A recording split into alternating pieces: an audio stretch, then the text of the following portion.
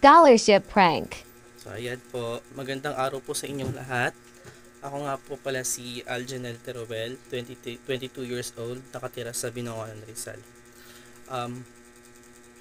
Sana po ako po yung mapili nyo sa scholarship na ibibigay nyo sa mga kabataan. Isa po sana ako sa mapili nyo. Siya nga po pala yung lola ko, ano pangalan mo po? Maribig, Maribi Rase. Sa kasalukuyan po, mahirap lang po kami. Wala pong trabaho ang lola ko.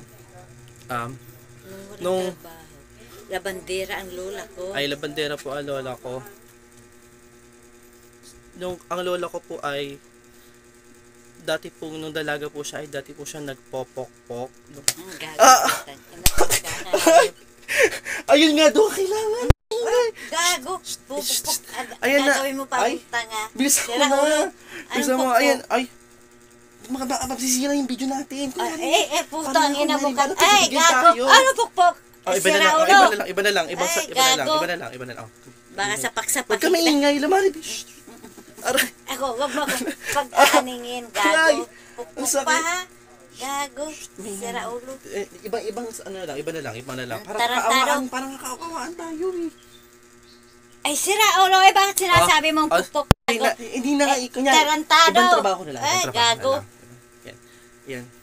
Ikakat ko yan, nabuburahin ko again. Dito ka, ikaw dito. Putang inang tong hinayupak na to.